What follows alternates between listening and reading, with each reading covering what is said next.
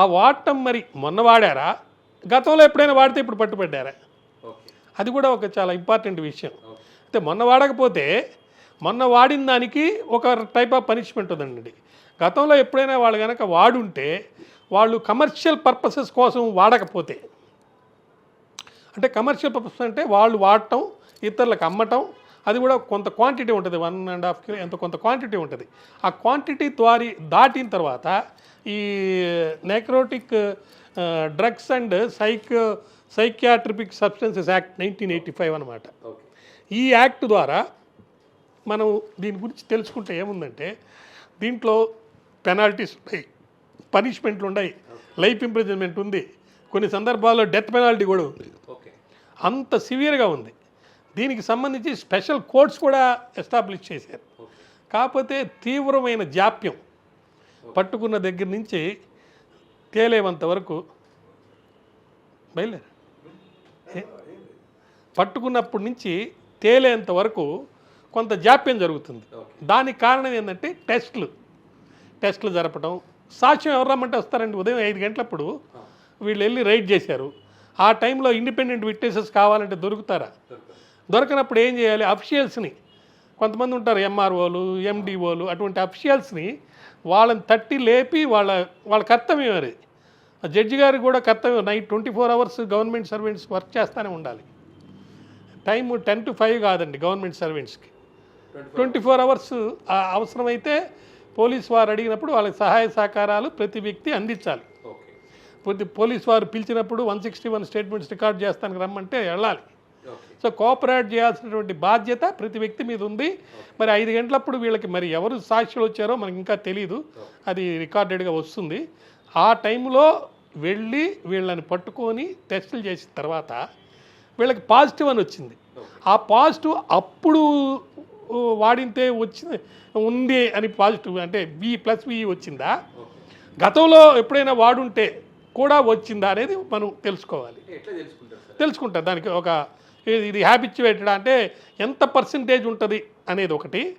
అసలు బ్లడ్లో ఉండడం అంటూ ఉంటే, ఇప్పుడు ఒకసారి మీరు కనుక డ్రగ్ అడిక్ట్ అయితే దాని యొక్క పరిణామం, ఇప్పుడు నేను ఒక కవితలో కూడా రాశాను, కాలేము ఊపిరితిత్తుల్ని ద్వారా శుద్ధ రక్తాన్ని దహించి వేస్తుంది. కాలేయం ఊపిరితిత్తులు 2 డ్యామేజ్ అయిపోయి ఉంటాయి.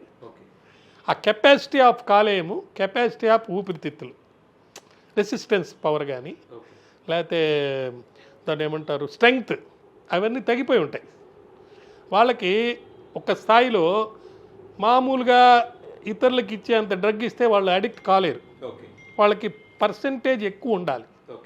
ఆ పర్సంటేజ్ ఎక్కువ ఉండే ఒక రెక్లెస్ ప్రొపెన్సిటీ ఒకటి వాళ్ళ బాడీలో రెడీ అయిపోయి ఉంటుంది.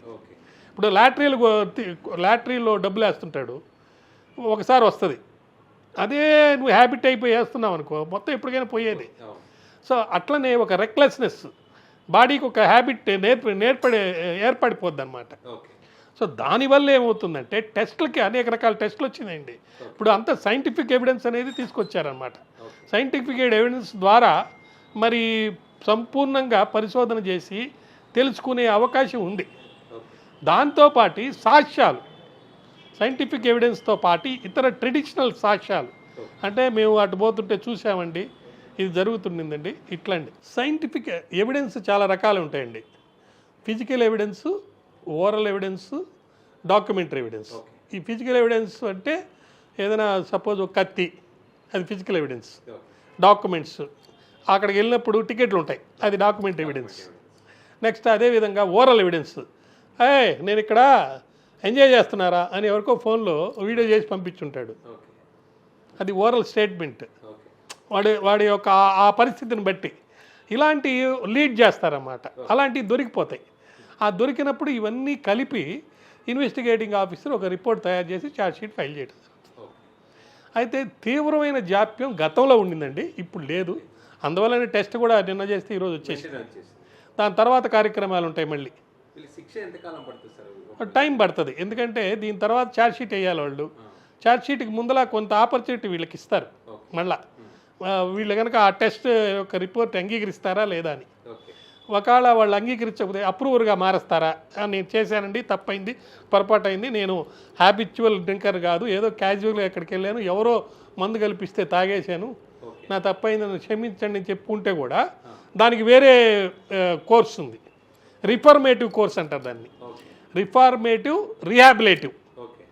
రిఫార్మేటివ్ రిహాబిలేటివ్ అంటే దీనివల్ల బాధితుడైపోయి ఆర్థికంగా ఇబ్బంది పడిపోయి నేర ప్రవృత్తి నీలో వచ్చిందనుకోండి, ఫర్ ఎగ్జాంపుల్, వాడికి రిహాబిలేషన్ చేయమని కూడా ఉంది దీంట్లో. వాడిని రిఫార్మ్ చేయటం. రిహాబిలేషన్ అంటే ఆర్థికంగా కొంత సహాయం చేసి వాడికి ఒక సోర్స్ ఆఫ్ ఇన్కమ్ వచ్చే ఏర్పాటు చేసేది. రిఫర్మేషన్ అంటే అసలు నీ యొక్క మానసిక దౌర్భాగ్యం, మామూలుగా నీకు మత్తురాంది ఒక డ్రింక్ ఉత్ప్రేరకం ద్వారా డ్రింక్ తీసుకొని లేకపోతే మత్తు పదార్థాన్ని తీసుకొని దాని ద్వారా నువ్వు ఆనందం పొందాలనే ఒక ఆలోచన ఉందే, దాన్ని రిఫార్మ్ చేయటం. అట్లా రిఫార్మ్ చేసే పద్ధతి కూడా ఉంటుంది. అందువల్ల ఎవరైనా ఈ 86 మందిలో ఉంటే వాళ్ళు వాస్తవాలు చెప్పి అప్రూవర్లుగా మారిపోయి, మన కవిత కేసులో కూడా మనం చూసాం, చాలామంది అప్రూవర్లు బయట తిరుగుతున్నారు. మరి అప్రూవర్ కాని వాళ్ళు ఇంకా జైల్లో ఉన్నారు. అర్థమైందా?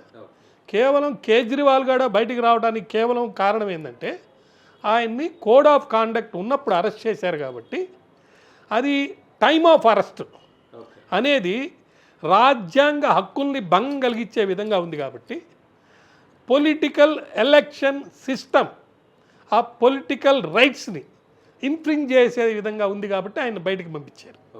అది కూడా జూన్ 1వ తారీఖు దాకా మాత్రమే, కౌంటింగ్ ఆయన ఉండరండి.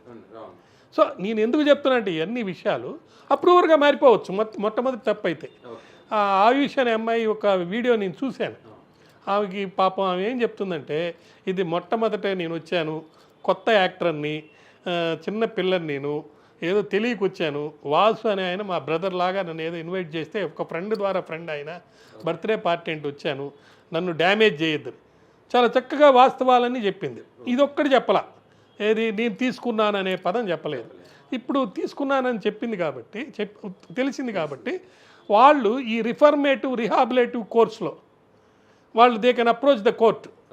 ఏదైనా మొట్టమొదటిసారి ఇది పొరపాటు అయిపోయింది, లేకపోతే తెలియక నేను తీసుకున్నాను, ఎవరో నా దాని డ్రింక్స్లో కలిపారు, ఉన్న వాస్తవాలు చెప్పేసి నన్ను క్షమించండి అని అంటే వాళ్ళకి లీనియంట్ పనిష్మెంట్ కూడా ఇచ్చే అవకాశం ఉంది, కమర్షియల్ కాకపోతే. డిఫరెన్స్ ఉంటుంది. ఆ అమ్మేవాడికి వేరే ఉంటుంది, తీసుకునేవాడికి ఉంటుంది, రెగ్యులర్ హ్యాబిట్గా తీసుకునేవాడికి వేరుగా ఉంటుంది. ఇవన్నీ టెస్టుల ద్వారా కూడా తెలుస్తుంది, అదర్ ఎవిడెన్స్ కూడా ఉంటుంది.